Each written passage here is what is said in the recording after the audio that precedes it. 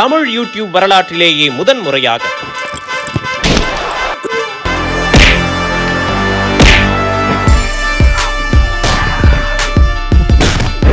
Social மீடியாக்களில் கலக்கிக் கொண்டிருக்கும் 15க்கும் மேற்பட்ட காமெடி பிரபலங்களை வைத்து நடத்தப்பட்ட பிரம்மாண்டமான ரெஸ்லிங் காமெடி ஷோ.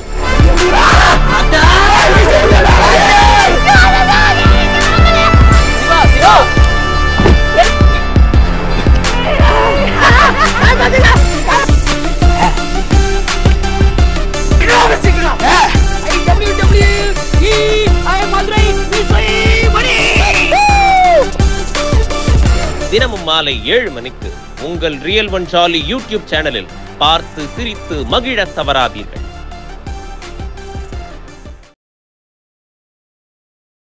தென்னிந்தியர்கள் எல்லாம் சவுத் ஆப்பிரிக்கா மாதிரி இருக்காங்க, ஆப்பிரிக்கன்ஸ் மாதிரி இருக்காங்க. குண்டா, கருப்பா, உயரமா, மாட்டம் ஜாத்தமா இருக்குது. உடவுல ஒரு அணி இல்லாமல் இருக்கிறார்கள். மேற்கிந்தியர்கள் எல்லாருமே வெஸ்ட் பெங்கால்ல இருக்கவங்க எல்லாம் சைனீஸ் மாதிரி இருக்காங்க. நரேந்திர மோடி சொன்னது என்ன என்று கேட்டால், எதற்காக ராகுல் காந்தி பாரத் ஜோடோ யாத்திரா செய்தார்? இந்தியாவை ஒருங்கிணைக்க. ஆனால் இவர் இது மாதிரி பேசுவது, சாம் பெட்ரோடா பேசுவது இந்தியாவை பிரிப்பது மாதிரி இருக்கிறது. அந்த கருத்துக்கு மு.க. ஸ்டாலின் என்ன பதில் சொல்கிறார் என்று கேட்டவுடன், திராவிட முன்னேற்ற கழகம் இதுவரை பதில் சொல்லாமல் மௌனியாக இருப்பது தவறு என்று தான் இது மாதிரியான ஒரு பின்னோக்கு திட்டங்களுடன் தேர்தலை அணுகினார். மற்றும் வரக்கூடிய 4 பகுதி தேர்தல்களில் வட இந்தியாவில் காங்கிரஸ் மாபெரும் தோல்வியை சந்திக்கும் என்று தான் பல காங்கிரஸ்காரர்கள் என்னிடம் சொன்னார்கள், இன்க்ளூடிங் ஜெயராம் ரமேஷ். தேவகவுடாவை, மல்லிகார்ஜுன் கர்கே, மம்தா பானர்ஜியை கிண்டல் பண்றாரு. யாரு? நம்ம சாம் பெட்ரோடா. மல்லிகார்ஜுன் கர்கே ஆப்பிரிக்கன் மாதிரி இருக்க, நீ கருப்பா, குண்டா, உயரமா, உடம்புல ஒரு வடிவம் இல்லாமல். பிரியங்கா காந்தி என்னதான் சொன்னாலும் சரி, அவருடைய சகோதரர் ராகுல் காந்தி ராய்பரேலியில் தோல்வி உறுதி என்று தான் வட இந்தியாவில் பல பத்திரிகைகளில் கருத்து கணிப்பு வர ஆரம்பித்து விட்டது.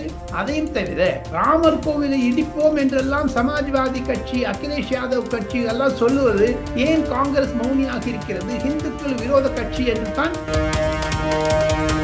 என்போர்ஸ்மெண்ட் டைரக்டரேட்டை பொறுத்தமட்டில் கேஜ்ரிவாலை வெளியே விடக்கூடாது என்று தான் ஆர்குமெண்ட் கொடுக்கிறாங்க. ரியல் ஒன் வாய்ஸ் நேயர்களுக்கு முழுக்க சொல்ல வேண்டும் என்ன என்று கேட்டால், அரவிந்த் கெஜ்ரிவாலுக்கு காலிஸ்தான் என்கின்ற தேச விரோத சக்தி கனடாவிலிருந்தும், ஆஸ்திரேலியா, லண்டனிலிருந்தும் $1,60,000 அனுப்பி இருக்கிறார்கள்.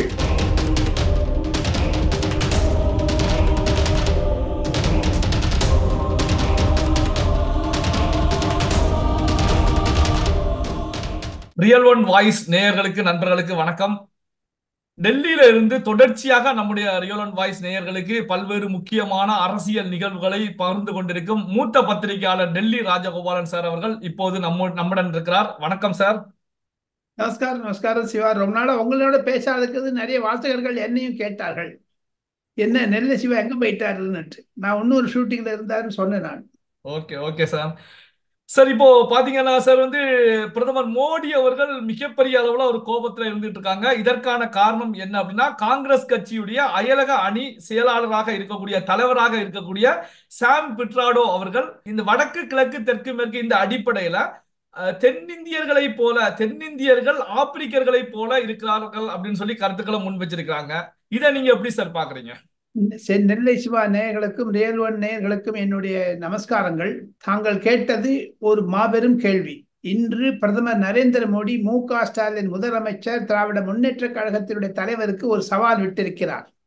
காங்கிரசுடைய அயலுறவுத்துறை செயலாளராக இருக்கக்கூடிய சாம் பெட்ரோடா என்ற 86 வயது முதியவர், ராஜீவ் காந்தியுடன் பணிபுரிந்தவர், ராகுல் காந்திக்கு அயல் நாட்டிலிருந்து பற்பல டூர் சுற்றுப்பயணங்களை ஏற்பாடுபடுத்தி கொடுப்பவர். அவர் ஒரு அமெரிக்கன், அவர் ஒரு குஜராத்தி. அவர் இன்று காலை ஸ்டேட்ஸ்மென் என்று சொல்லக்கூடிய ஒரு பத்திரிகைக்கு ஒரு பேட்டி கொடுத்திருக்கிறார். அது ஆன் ரெக்கார்டு இருக்குது, வீடியோல இருக்குது. தென்னிந்தியர்கள் எல்லாம் சவுத் ஆப்பிரிக்கா மாதிரி இருக்காங்க, ஆப்பிரிக்கன்ஸ் மாதிரி இருக்காங்க. குண்டா, கருப்பா, உயரமா, மாட்டம் ஜாத்தமா இருக்குது. உடவுல ஒரு அணி இல்லாமல் இருக்கிறார்கள். மேற்கிந்தியர்கள் எல்லாருமே வெஸ்ட் பெங்கால்ல இருக்கவங்க எல்லாம் சைனீஸ் மாதிரி இருக்காங்க அப்படின்னு ஒவ்வொருத்தரையும் சொல்லியிருக்காரு. அதை காங்கிரஸ் அவர் சொன்னதை அதாவது ஒப்புக்கொள்ளவில்லை, மறுத்து விட்டது காங்கிரஸ். இருப்பினும் நரேந்திர மோடி ஆந்திராவில் சுற்றுப்பயணம் செல்லும் போது இந்த செய்தி லட்டாக வந்தது அவருக்கு. ஒரு குஜராத்தி மற்றொரு குஜராத்தி பற்றி பேசும்பொழுது அவருக்கு இருக்கக்கூடிய ஒரு இன்பமே தனி. நரேந்திர மோடி அவர்கள் எப்படி இன வேறுபாடு, மொழி வேறுபாடு இப்படியெல்லாம் வைத்து கொண்டிருப்பதுதான் இந்தியா. அதாவது பற்பல மொழிகள் பேசுகிறார்கள், பற்பல சமுதாயங்கள் இருக்கின்றன. அவை அனைத்தையும் சேர்த்து வைத்து நரேந்திர மோடி சொன்னது என்ன என்று கேட்டால், எதற்காக ராகுல் காந்தி பாரத் ஜோடோ யாத்திரா செய்தார்? இந்தியாவை ஒருங்கிணைக்க. ஆனால் இவர் இது மாதிரி பேசுவது, சாம் பெட்ரோடா பேசுவது இந்தியாவை பிரிப்பது மாதிரி இருக்கிறது. அந்த கருத்துக்கு மு.க. ஸ்டாலின் என்ன பதில் சொல்கிறார் என்று கேட்டவுடன், திராவிட முன்னேற்ற கழகம் இதுவரை பதில் சொல்லாமல் மௌனியாக இருப்பது தவறு என்று தான் பாஜக தலைவர்கள் கூறுகிறார்கள். இருப்பினும் அந்த சாம் பெட்ரோடா என்பவர் எப்ப பார்த்தாலும் ஒரு லவுட் மவுத், வளருவாயன். எப்படி மு.க. ஸ்டாலினுடைய மகன் உதயநிதி ஸ்டாலின் சனாதன தர்மத்தை பற்றி பேசி வட இந்தியாவில் வெறுப்பு சேகரித்து கொண்டாரோ, சுப்ரீம் கோர்ட்டில் ஒரு கேஸ் நிலுவையில் இருக்கிறதோ, அதே மாதிரி சாம் பெட்ரோடா உளறிவிட்டார், அதிகமாக பேசிவிட்டார். 1984 சீக்கியர்கள் கொலை நடந்த பொழுது ராஜீவ் காந்தியை ஆதரித்து ஏதோ நடந்தால் ஜோவா ஓ அச்சாவா அப்படின்னு இந்தியில சொன்னார். எது நடந்தாலும் சரியாக தான் நடந்திருக்குதுன்னு. அந்த மாதிரி ஒரு கான்ட்ரவர்ஷியல் ஸ்டேட்மெண்ட் இஷ்யூ. இப்ப பாருங்க, இன்ஹெரிட்டன்ஸ் டாக்ஸ், வாரிசு வரி என்று ஒரு வரியை காங்கிரஸ் அறிமுகப்படுத்தி இருக்கிறது என்று ஒரு பொருளியை கிளப்பி விட்டார். அதை நரேந்திர மோடி நன்றாக பிடித்து கொண்டு விட்டார். இதுதான் பின்னணி சிவா. எது இருப்பினும் காங்கிரஸ் இது மாதிரியான ஒரு பின்னோக்கு திட்டங்களுடன் தேர்தலை அணுகினால் மற்றும் வரக்கூடிய 4 பகுதி தேர்தல்களில் வட இந்தியாவில் காங்கிரஸ் மாபெரும் தோல்வியை சந்திக்கும் என்று தான் பல காங்கிரஸ்காரர்கள் என்னிடம் சொன்னார்கள், இன்க்ளூடிங் ஜெயராம் ரமேஷ். இது மாதிரி அயல் நாட்டில் உட்கார்ந்து கொண்டு பேசி தவறு செய்வது. இவருக்கு ஒரு ஜோடி ஒருத்தர் இருக்கார், மணிசங்கரர். அவர் சொல்லுவார், அடிக்கடி ஏதாவது ஒன்று வளருவார். எங்க வீட்டில் வந்து டீ வித்து நரேந்திர மோடி தான் சொல்லுவார். அந்த மாதிரி இப்போ காங்கிரஸ்காரங்க சொல்லி தனக்கு தாய் நூனலும் தன் வாயால் கெடும் என்பது மாதிரி அவங்க சொல்லி சொல்லி கெட்ட பேர் வாங்கிட்டாங்க. இதை வட இந்தியாவில் மாபெரும் செய்தியாக வட இந்திய ஊடகங்கள், குறிப்பாக ஆஜ் தக், என்டிடிவி, டைம்ஸ் நவ் போன்றவைகள், அதையும் தவிர ஜி நியூஸ் போன்றவர்கள்லாம் பெருசாக்குகிறார்கள். இதுதான் ஒரு பெரிய மாபெரும் செய்தி சிவா. சார், இப்போ இந்த சாம் பிட்ராடோடைய இது போன்ற ஒரு கருத்துக்கு பாத்தீங்கன்னா ஐஎன்டிஏ அலையன்ஸ்ல இருக்கக்கூடிய மற்ற கட்சிகளும் விமர்சனங்களை முன்வைக்கலையா சார், எதிர்ப்பு தெரிவிக்கலையா சார்? ஆரம்பிக்கிறாங்க. இப்பதானே பிரைம் மினிஸ்டர் சீண்டி விட்டுருக்காரு. அந்தந்த மாநிலத்தில் அந்தந்த பிரிது பேசுவார்கள். ஐஎன்டிஏ இருக்கக்கூடிய கூட்டணிகள் இதுவரைக்கும் வாய் திறக்காது இருப்பது காரணம், மௌனியாக இருப்பதற்கு காரணம், அந்தந்த ஊரில் தேர்தல் நடக்கிறது. தமிழகத்தில் தேர்தல் முடிந்து விட்டது. அதனால மு.க. ஸ்டாலின் எது வேணா பேசலாம். மற்ற மாநிலங்கள்ல தேர்தல் இன்னும் 1 பகுதி 2 பகுதி இருக்கிறதே. அதனால் அவர் 86 வயது சாம் பெட்ரோடாவை உளறுவாயன் என்று சொல்லி மூடி விடுவார்களை தவிர மீதி ஒண்ணு. இதை பாருங்க, தேவகவுடாவை, மல்லிகார்ஜுன் கர்கேய, மம்தா பானர்ஜியை கிண்டல் பண்றாரு. யாரு? நம்ம சாம் பெட்ரோடா. மல்லிகார்ஜுன் கர்கே ஆப்பிரிக்கன் மாதிரி இருக்க, நீ கருப்பா குண்டா உயரமா உடம்புல ஒரு வடிவம் இல்லாமல், தேவகவுடா எப்போ தூங்கி, இதெல்லாம் ஒரு சொல்ற தப்புங்க. அதெல்லாம் இப்போ நான் நாமம் போட்டுட்டு இருக்கேன், நீங்க தாடி வச்சிட்டு இருக்கீங்க. இதெல்லாம் ஒரு குறிப்போடு சொல்ல முடியுமா? பொது வாழ்க்கையில் வருபவர்கள் ஜாகிரதையாக பேச வேண்டும், எச்சரிக்கையுடன் பேச வேண்டும் என்பதுதான் பொதுமக்களுடைய கருத்து. இந்த சாம் பெட்ரோடா கூறியதனால் காங்கிரசிற்கு ஒரு 20-30 சீட் சரிவு ஏற்படும் வட இந்தியாவில், லோக்சபாவில். Okay sir. சார், இப்போ இந்த விவகாரத்தை பொறுத்த வரைக்கும் ராகுல் காந்தி அவர்கள் போட்டியிடக்கூடிய ராபரேலி தொகுதியில இந்த விவகாரம் மிகப்பெரிய ஒரு காங்கிரசுக்கு பின்னடைவை ஏற்படுத்துவதற்கான ஒரு வாய்ப்புகள் இருக்கிறதா? எந்த நிலையில சார் இந்த ராபரேலி தொகுதியில இருக்கும் சார்? இதை பெரிதுபடுத்துவார்கள் பாஜகவினர், குறிப்பாக ஸ்மிருதி இரானி பெரிதுபடுத்துவார். அமேத்தியில் பெரிதுபடுத்தினால் அதனுடைய தாக்கம் கண்டிப்பாக ராய்பரேலியில் இருக்கும். ஆனாலும் உத்தரப்பிரதேசத்தில் இருக்கக்கூடிய யுக்தி, தேர்தலுடைய அணுகுமுறை வேறு. நரேந்திர மோடி தென்னிந்தியாவில் பேசுவது வேறு. இருப்பினும் வட இந்தியாவில் அதே சாம் பெட்ரோடா கூட ராம் மந்திர் கட்டியது தவறு என்றெல்லாம் சொல்லி இருக்கிறார். அது அந்த பிரச்சனை தான் அங்க பெருசு பண்ணுவாங்க. ஸோ பாஜகவிற்கு ஒரு ஆயுதமாக கிடைத்து விட்டால் சாம் பெட்ரோடா கருத்து ராமர் கோவிலை பற்றி. அதையும் தவிர சிவா, உங்களுக்கு ஒரு ரொம்ப முக்கியமான விஷயம் சொல்லணுங்க சிவா. ஆச்சாரிய பிரமோத் கிஷம் என்று பெயர். அவருடைய புகைப்படத்தையும் வீடியோவையும் தங்களுக்கு அனுப்பி வைக்கிறேன். அவருடைய புகைப்படத்தை இந்த வீடியோவில் தாங்கள் போட்டு காண்பிக்க வேண்டும். அந்த ஆச்சாரிய பிரமோத் கிருஷ்ணன் பிரியங்கா காந்திக்கு செயலாளராக இருந்தார். அவர் கடந்த ஒரு மாத காலமாக ராகுல் காந்தி அவருடன் பேசுவது கிடையாது, தொலைபேசி எடுப்பது கிடையாது, மீட்டிங்க்கு அப்பாயின்மெண்ட் கொடுப்பது கிடையாது. அதனால அவர் என்ன பண்ணிட்டாரு, ராமர் கோவிலுக்கு ராகுல் காந்தி சொன்னாரோ ஒரு தனிப்பட்ட மீட்டிங், அதுக்கு ஒரு ஒளிப்பதிவு நாடா வச்சிருக்காரு, சேப் ரெக்கார்டு வச்சிருக்காரு அந்த ஆச்சாரிய பிரமோத் கிருஷ்ணன் என்பவர். காங்கிரஸ் ஆட்சிக்கு வந்தால் அந்த கோவிலை அதோடு நிறுத்தி விடுவோம், இனிமேல் கட்ட மாட்டோம் என்று. அந்த வீடியோ பரபரப்பாக வட இந்தியாவில் இந்தி தொலைக்காட்சிகளில் பிரமாதமாக ஒளிபரப்பப்படுகிறது. ஸோ அந்த ஒரு விஷயத்தை ராய்பரேலியில் பிஜேபி யூஸ் பண்ணுவாங்க. இந்த சாம் பெட்ரோடா சொன்னது யூஸ் பண்ணுவாங்க, ஆனால் அதை அவள் பெருசு பண்ண மாட்டாங்க. அங்கே இது கிராமத்தில் இருப்பவர்கள் சவுத் இந்தியன், நார்த் இந்தியன் அந்த மாதிரிலாம் ஒரு பாகுபாடு கிடையாது வட இந்தியாவில். இது கண்டிப்பாக ராய்பரேலியில் ராகுல் காந்தி தோல்வி அடைப்பதற்கான ஒரு சூழ்நிலையை பாஜக உருவாக்கி விடுவார்கள்.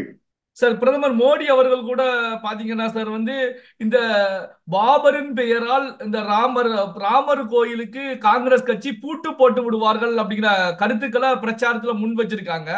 அப்போ இந்த உத்தரப்பிரதேசத்துல காங்கிரஸ் கட்சி இப்ப பாத்தீங்கன்னா உத்தரப்பிரதேசத்துல ஒரு சில தொகுதியில பிரியங்கா காந்தி மிகப்பெரிய ஒரு தீவிரமான பிரச்சாரத்துல ஈடுபட்டு இருக்காங்க. இந்த பிரியங்கா காந்தியுடைய பிரச்சாரம் பலன் கொடுக்குமா காங்கிரஸ் கட்சிக்கு, இல்ல பின்னடைவை ஏற்படுத்துமா சார்? பின்னடைவை ஏற்படுத்தும். அதற்கு ஜூன் 4ஆம் தேதி தான் அவனுக்கு அதனுடைய பரிணாமங்கள் தெரியும். பிரியங்கா காந்தி என்னதான் சொன்னாலும் சரி, அவருடைய சகோதரர் ராகுல் காந்தி ராய்பரேலியில் தோல்வி உறுதி என்று தான் வட இந்தியாவில் பல பத்திரிகைகளில் கருத்து கணிப்பு வர ஆரம்பித்து விட்டது.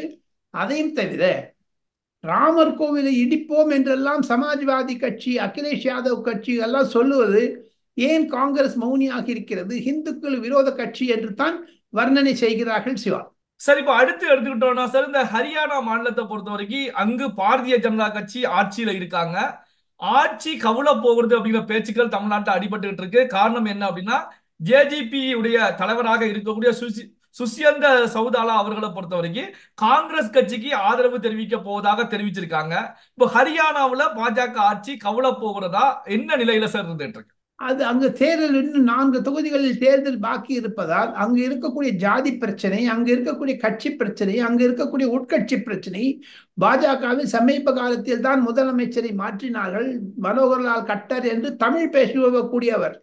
அந்த மனோகர்லால் கட்டரை மாற்றியதனால் சில எம்எல்ஏக்கள் மனம் நொந்து காங்கிரஸ் பக்கம் போக ஆரம்பிக்கிறார்கள். ஆயாராம் கயாராம் என்று சொல்வார்களே, ஹரியானாவில் அது முக்கியம். காரணம், 80 சீட்டு உள்ளது, 90 சீட்டு உள்ள சிறு மாநிலங்களில் கட்சி மாறுவது என்பது சாதாரணமாகத்தான் செயல்படுகிறார்கள். இருப்பினும் கண்டிப்பாக பாஜக அரசாங்கத்திற்கு அது ஒரு பேராபத்தாகத்தான் முடியும்.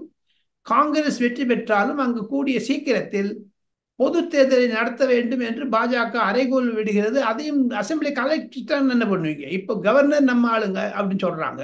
பாஜகவினுடைய அண்டை மாநிலமான தெலுங்கானாவில் இருக்கக்கூடிய தத்தாத்திரேய தான் அங்கு ஆளுநராக இருக்கிறார் ஹரியானாவில். ஆக மொத்தம் அங்கு பாரதிய ஜனதா கட்சிக்கு ஆபத்து இருக்கிறது, ஆனால் கவிழாது.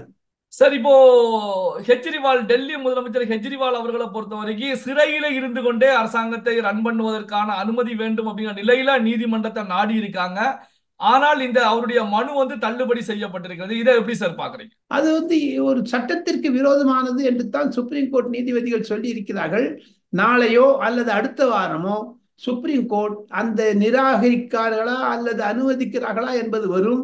என்ஃபோர்ஸ்மெண்ட் டைரக்டரேட்டை பொறுத்த மட்டில் கேஜ்ரிவாலை வெளியே விடக்கூடாது என்று தான் ஆர்குமெண்ட் கொடுக்கிறாங்க.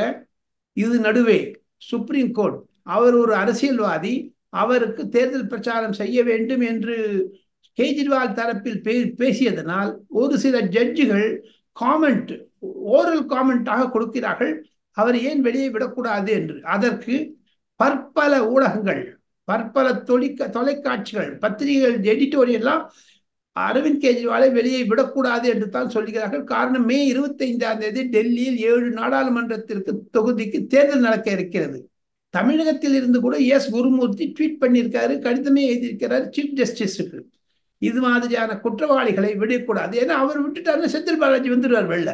அதற்கு தமிழகத்திற்கும் தொடர்பு இருக்கும் ஒரு விதத்தில். ஏன்னா இப்போ எங்க சட்ட ரீதியாக சுப்ரீம் கோர்ட் ஒப்பீனியன் கொடுக்குமே தவிர அரசியல் ரீதியாக கொடுக்காது. சட்ட ரீதியாக அவரை கைது செய்து அவருக்கு ஜாமீன் கொடுக்கலாமா வேண்டாமா என்பதை பற்றி தான் பேசுமே தவிர அரசியல் ரீதியாக பேசாது. எது இருப்பினும் வெளியே வந்தா கூட நீங்க சீஃப் மினிஸ்டர் ஃபைல்ல கையெழுத்து போடக்கூடாதுன்னு சொல்லிட்டாங்க. அது அவரை ராஜினாமா செய்ய வேண்டிய அளவிற்கு கூட கொண்டு தள்ளிவிடும். அதற்கும் மேலாக சிவா, ரியல் ஒன் வாய்ஸ் நேயர்களுக்கு முழுக்கா சொல்ல வேண்டும் என்ன என்று கேட்டால், அரவிந்த் கெஜ்ரிவாலுக்கு காலிஸ்தான் என்கின்ற தேச விரோத சக்தி கனடாவிலிருந்தும் ஆஸ்திரேலியா லண்டனிலிருந்தும் $1,60,000 அனுப்பி இருக்கிறார்கள். ஆக மொத்தம் அது கிட்டத்தட்ட 1 கோடி ரூபாய்க்கு 10 கோடி ரூபாய்க்கு அனுப்பிச்சிருக்காங்க. அந்த பணம் எங்கேருந்து வந்ததுன்னு கேட்கறாங்க எல்லாரும். அதை மீறி அயல் நாட்டிலிருந்து டெரரிஸ்ட் கிட்டேருந்து நீங்க பயங்கரவாதிகளிடம் இருந்து பணம் வாங்கியதற்காக அவர் மேல ஒரு கேஸ் போட்டிருக்காங்க. என்ஐஏ கேஸ் போட்டிருக்காங்க. நேற்று தான் அது நிலையில் வந்தது. இன்றோ அல்லது நாளையோ எஃப்ஐஆர் போட்டு அவரை நாளையோ நாளை மறுநாளோ கைது செய்தால் தேர்தல் பிரச்சாரத்திற்கு வெளியே வர முடியாத அளவிற்கு இருக்கும். மே 25, இன்னும் 17 நாள் தான் இருக்குதுங்க எலெக்ஷன் கேம்பெயினுக்கு. ஆனால் பஞ்சாபில் ஆம் ஆத்மி கட்சியினுடைய நிலைமை மிக அவலமாக இருக்கிறது. அங்கு பாஜக நன்றாக வளர்ந்து கொண்டு வருகிறது. காங்கிரஸ் தேய்ந்து விட்டது. அங்கு காங்கிரஸ் இருக்கக்கூடியவர்கள்லாம் பாஜகவிலோ அல்லது ஆம் ஆத்மி கட்சியிலோ சேர்ந்து விட்டார்கள். இந்த பின்னணியில் பார்த்தால் அரவிந்த் கெஜ்ரிவால் வெளியே வருவது மிக மிக மிக கடினம். பல்வேறு முக்கியமான நடப்பு அரசியல் குறித்து நம்முடைய ரியல் ஒன் வாய்ஸ் நேயர்களோடு பகிர்ந்து கொண்டதற்கு ரொம்ப நன்றி சார். தேங்க்யூ. நமஸ்தே. நமஸ்தே.